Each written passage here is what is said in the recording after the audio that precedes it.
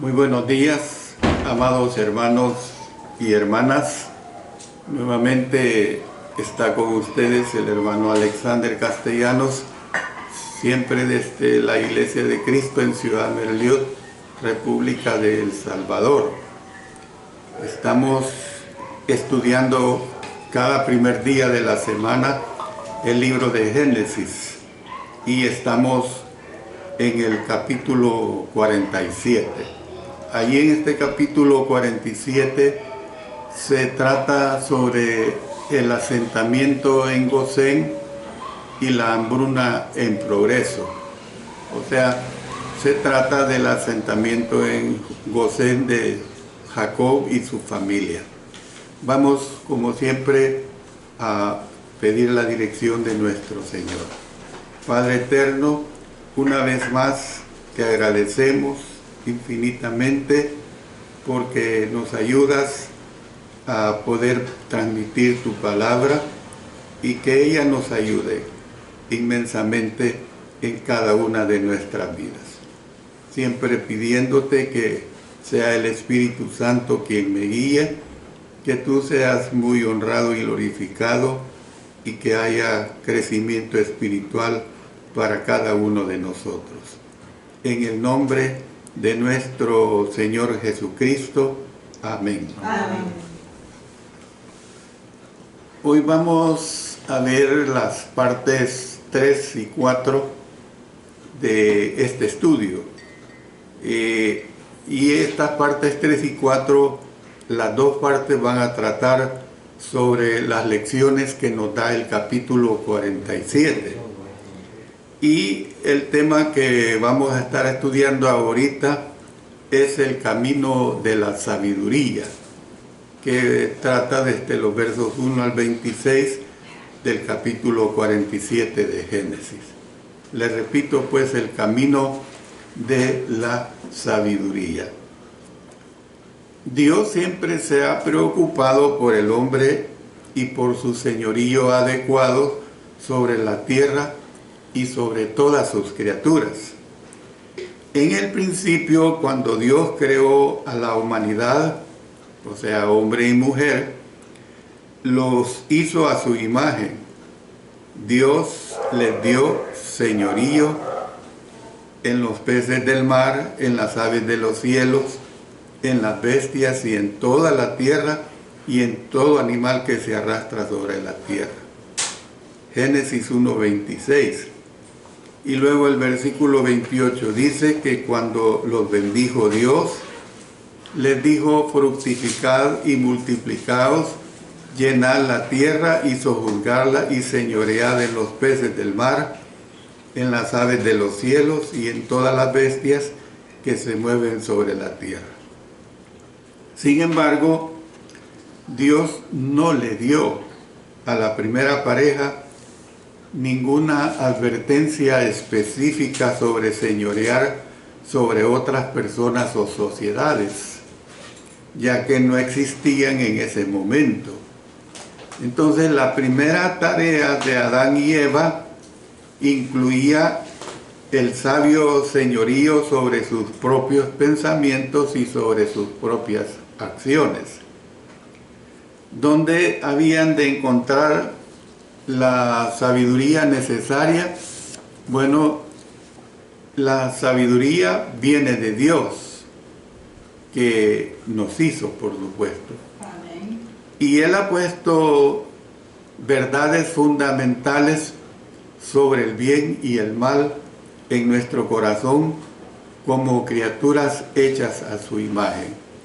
Miren lo que nos dice Romanos 1 a partir del versículo 18. Porque la ira de Dios se revela desde el cielo contra toda impiedad e injusticia de los hombres que detienen con injusticia la verdad. Porque lo que de Dios se conoce les es manifiesto, pues Dios se lo manifestó. Porque las cosas invisibles de Él, su eterno poder y deidad, se hacen claramente visibles desde la creación del mundo, siendo entendidas por medio de las cosas hechas, de modo que no tienen excusa.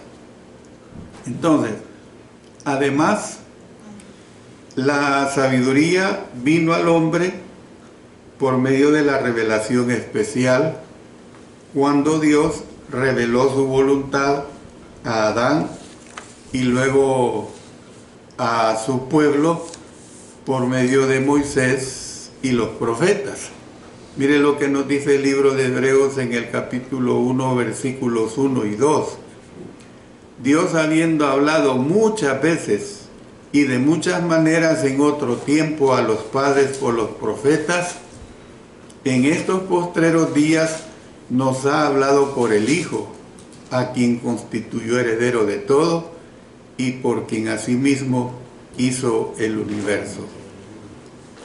Una última forma en que la sabiduría viene ahora es como respuesta a la oración. Por ejemplo, Santiago nos dice en su capítulo 1, versículos 5 y 6, y si alguno de vosotros tiene falta de sabiduría, pídala a Dios, el cual da a todos abundantemente y sin reproche, y le será dada.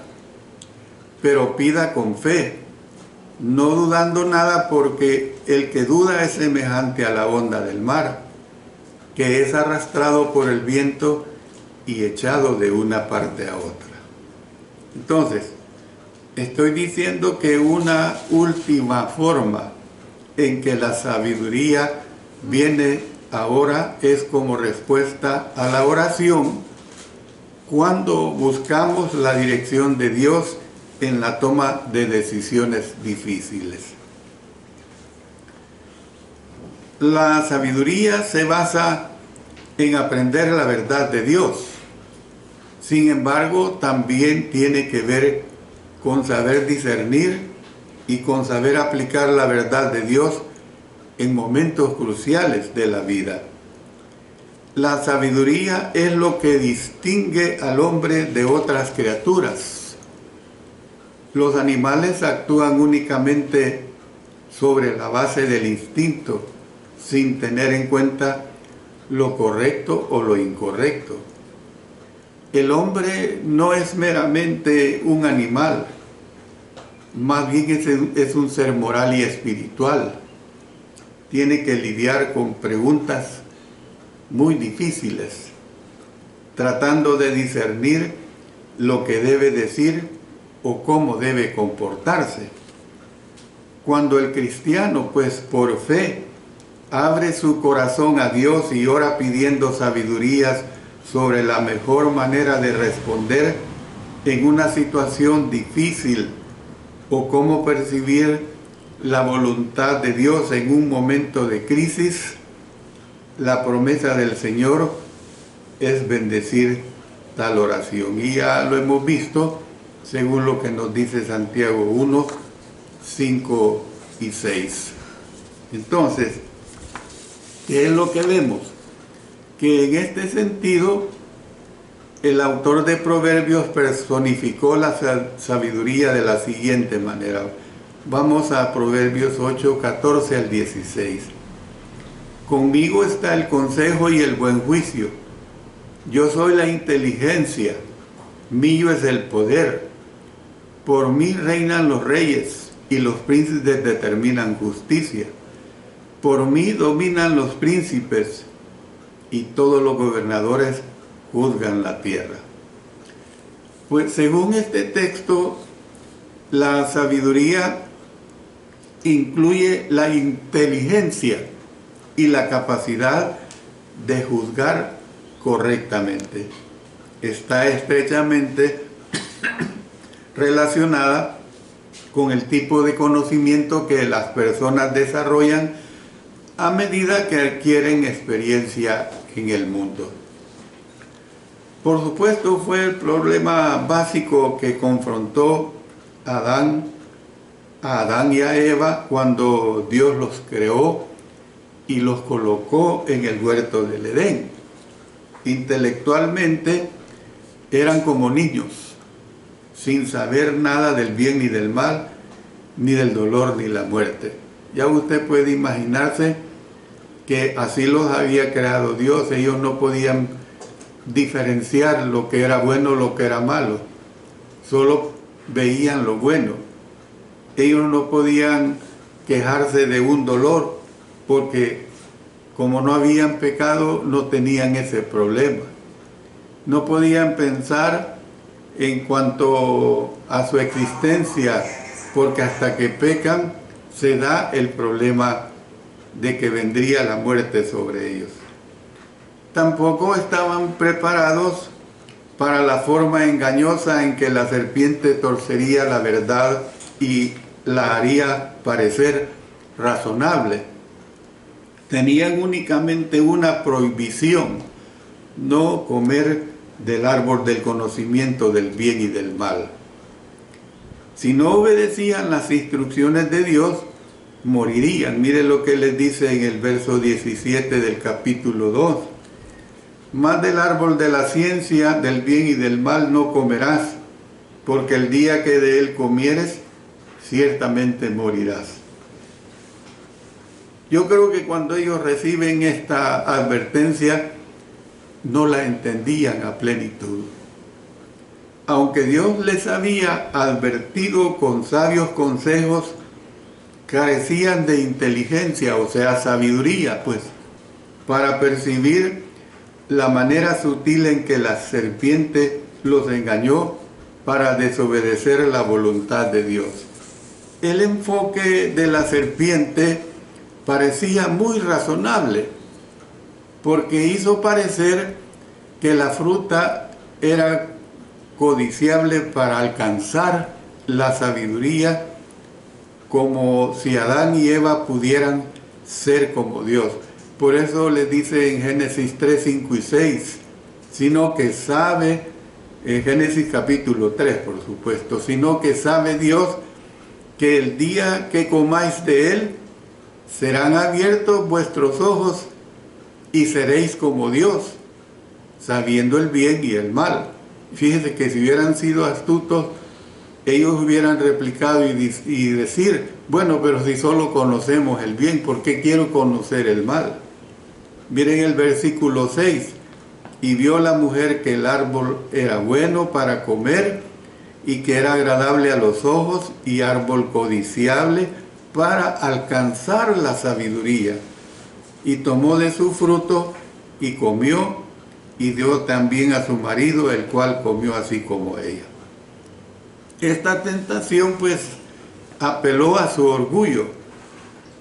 Después de todo, ¿quién no quería ser como Dios y saber el bien y el mal? Usted solo póngase en esa situación si Satanás le agarrara por ese lado. No eran lo suficientemente sabios para darse cuenta de que en lugar de ser como Dios, estarían siguiendo a la serpiente, o sea, a Satanás, por el camino del dolor, por el camino del sufrimiento y por el camino de la muerte. ¿Por qué he hablado de todo esto? Porque quiero que volvamos a José. En la historia de José, el registro bíblico no revela si oró a Dios pidiendo sabiduría u orientación cuando fue llevado a la fuerza a Egipto y vendido como esclavo. Sin embargo, una lectura franca del texto sugiere que lo hizo. Cuando la compañía de Jacob estuvo en gran peligro después de que sus hijos habían dado muerte a los hombres de Siquén, José oyó decir a su padre que Dios le había dicho que tomara su compañía a Betel, que se deshicieran de todos los dioses extranjeros en su posesión y que construyeran allí un altar para la adoración. Mire lo que dice en Génesis 35, que ya lo hemos estudiado a partir del versículo 1. Dijo Dios a Jacob, levántate y sube a Betel, y quédate ahí y haz allí un altar al Dios que te apareció cuando huías de tu hermano Esaú. Entonces Jacob dijo a su familia y a todos los que con él estaban, quitad los dioses ajenos que hay entre vosotros, y limpiaos y mudad vuestros vestidos. Y levantémonos y subamos a Betel, y haré allí altar a Dios, que me respondió en el día de mi angustia, y ha estado conmigo en el camino que he andado. Así dieron a Jacob todos los dioses ajenos que había en poder de ellos, y los zarcillos que estaban en sus orejas. Y Jacob los escondió debajo de una encina que estaba junto a Siquén. Y salieron, y el terror de Dios estuvo sobre las ciudades que había en sus alrededores, y no persiguieron a los hijos de Jacob. Y llegó Jacob a Luz, que está en tierra de Canaán, esta es Betel, él y todo el pueblo que con él estaba. Y edificó allí un altar y llamó al lugar el Betel, porque allí le había aparecido Dios cuando huía de su hermano. Bueno, también es posible que José y el resto de la familia de su padre oyeran la voz de Dios cuando éste renovó las promesas del pacto con Jacob. Incluso si los demás no escucharon la voz de Dios, Jacob tuvo que haberles revelado sus palabras a su familia y a todos sus siervos, lo cual era necesario para convencerlos de que eran un pueblo con un destino, a quienes el Señor bendeciría grandemente con tierras y reyes, de acuerdo con las promesas hechas originalmente a Abraham y a Isaac. Cuando José fue traicionado por sus hermanos, separado de su padre y vendido como esclavo en Egipto, evidentemente su corazón se quebrantó. Sin embargo, nunca perdió su fe. El Señor estuvo con él, bendiciéndolo con sabiduría para ser un supervisor de confianza de la casa y propiedades de Potifar. Todo esto ya lo hemos estudiado. Usted recuerda que también le proporcionó a José la sabiduría para resistir las tentaciones sexuales de la mujer de Potifar. Cuando José fue echado en la cárcel, Dios le permitió interpretar los sueños del copero y el panadero al servicio del rey, pues. Incluso reveló el significado de los sueños de Faraón. Entonces, vemos pues que el Faraón lo elevó al trono para gobernar como el segundo al mando sobre Egipto. Y vemos que José sabiamente le dio el crédito a Dios en todo lo que él podía hacer. Usted recuerde cuando estudiamos el capítulo 41, en los versos 16 y 25. Respondió José a Faraón diciendo: no está en mí, Dios será el que dé respuesta propicia a Faraón. Entonces respondió José a Faraón: el sueño de Faraón es uno mismo. Otra vez, Dios ha mostrado a Faraón lo que va a hacer. Entonces, ¿qué es lo que vemos de todo esto? Es que el Señor lo usó en última instancia para salvar las vidas de los miembros de su familia, así como los del pueblo de Egipto de esa hambruna severa. Por eso hemos hecho esta declaración en relación a el camino de la sabiduría. Pero ahora viene otro mensaje que recibimos de aquí, y esa manera de una interrogante. La interrogante es: ¿fue José un gobernador sabio? Esto también lo tenemos desglosado aquí en el capítulo 47.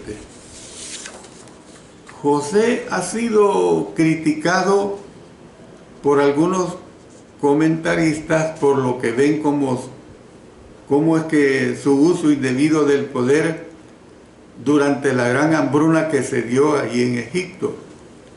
Como segundo al mando después de Faraón, aceptó todo el dinero que el pueblo egipcio tenía a cambio de comida.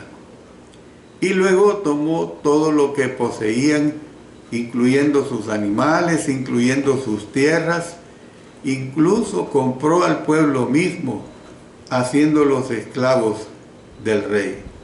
Todo esto ya lo hemos estudiado, pues. En contra de la opinión negativa que algunos tienen para con José por esclavizar a los egipcios durante la hambruna, fue un gobernante sabio, fue un gobernante generoso y fue un gobernante justo. Y vamos a ver 3 puntos en relación a esta situación que acabo de declarar. Número 1, proveyó para su familia. Con sabiduría José logró salvar a su familia de la hambruna.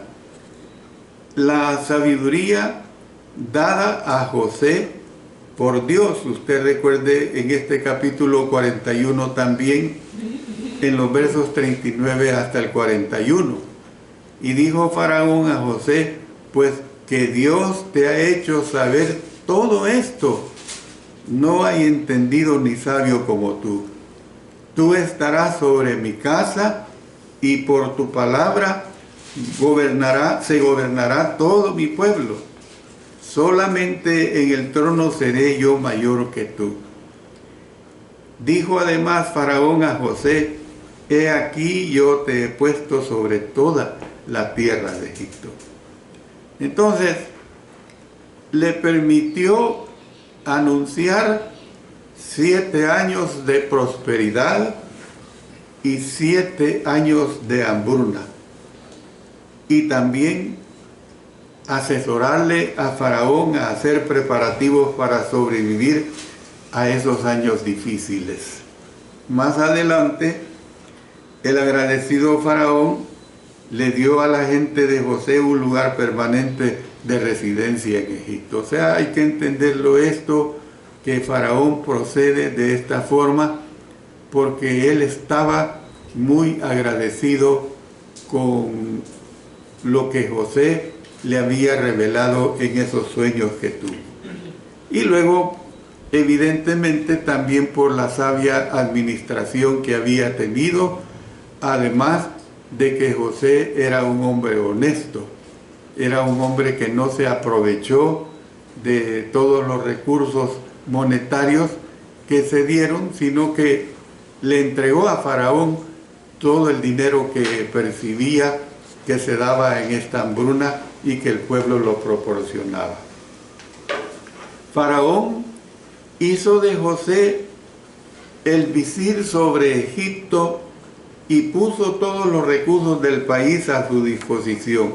Y esto lo menciona Lucas en Hechos 7:10, donde dice, y le libró de todas sus tribulaciones, y le dio gracia y sabiduría delante de Faraón, rey de Egipto, el cual lo puso por gobernador sobre Egipto y sobre su casa.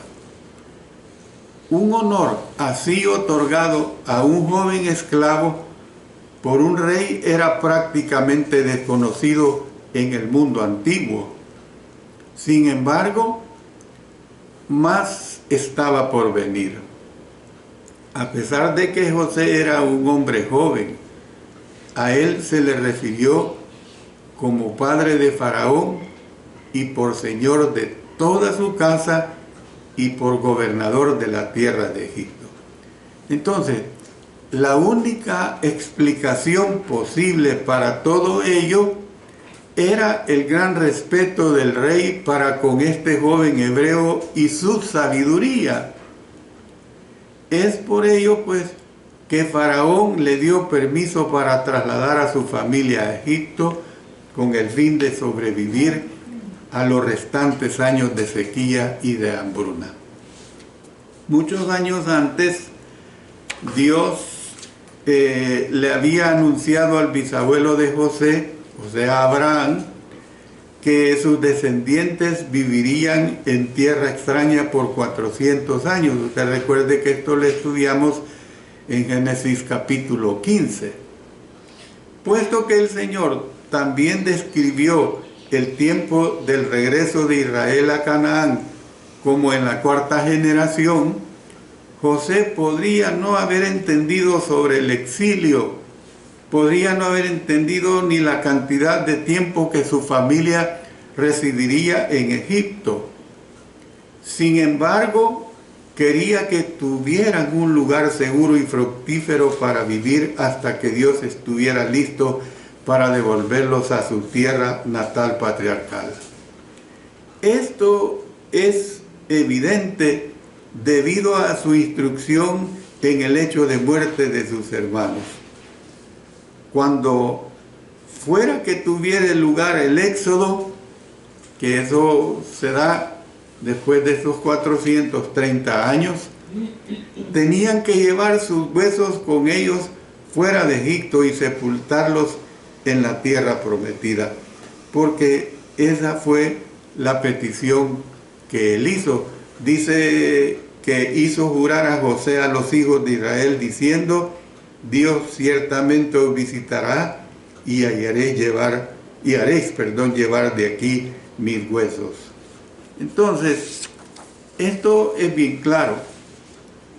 Cuando Judá llegó con la noticia, pues, de que Jacob y la familia, usted recuerda ese episodio, habían llegado a Egipto, José comenzó el viaje a Gosén para encontrarse con ellos. O sea, usted recuerda que estudiamos esto, va José, podemos decir en una forma apresurada, porque él estaba ansioso de ver a su padre. José siguió pues demostrando sabiduría, siendo diplomático y humilde cuando vino ante el faraón. De la misma manera, los representantes de su familia mostraron respeto, expresando agradecimiento al rey por invitarlos a trasladarse a Egipto. Y es que fíjense que tenemos que entender pues que era un tiempo donde no había leyes migratorias. Las leyes migratorias a las cuales podemos hacer referencia era la voz y decisión del rey, en este caso la voz y decisión del faraón. Simplemente él dijo que los aceptaría, que se trasladasen a Gosén y que tomaran esa tierra, y era todo lo suficiente. Si trasladáramos esa situación a nuestros tiempos actuales, aún desde hace siglos atrás, que ya existieron las leyes migratorias, otra hubiera sido la situación para Jacob y su familia. Cuando Jacob se presentó ante el faraón, dio un paso adelante y bendijo al rey. Tal acto era contrario pues al protocolo normal, porque la persona superior por lo general bendecía a la inferior, como fue el caso de Melquisedec y Abraham. Mire lo que dice Hebreos 7:7, y sin discusión alguna, el menor es bendecido por el mayor. Esta situación tuvo que haber sido diferente, porque Faraón respetó a Jacob como el padre de un hijo sabio como José y por su gran edad. Usted recuerda que cuando Jacob entra a Egipto tenía 130 años, y ya he hecho referencia que era una persona viejita, pues. Ver a una persona de 130 años, usted no se puede imaginar que está viendo a un cincuentón o todavía a un sesentón. son 130 años. Y esto también le valió, no solo porque era el padre de José con esa sabiduría que tenía, sino que también le valió delante de Faraón el respeto por sus años que ya cargaba. El rey creía que la llegada de toda la familia de José a Egipto sería el comienzo de una nueva era de felicidad y bienestar para ellos y para Egipto. Tuvo que haber tenido fe en que bajo la dirección de José tenían un futuro brillante esperándoles. Esa es la realidad que aquí se nos presenta. Yo voy a parar acá, vamos a continuar en la hora del sermón siempre con la segunda lección, continuidad de esto que he dicho, la segunda lección que aprendemos pues de Génesis capítulo 47. Oremos. Padre Celestial, gracias te damos porque en tu palabra tenemos gran bendición. En tu palabra tenemos gran ayuda. Gracias, Señor, por ello. En el poderoso nombre de nuestro Señor Jesucristo. Amén. Amén.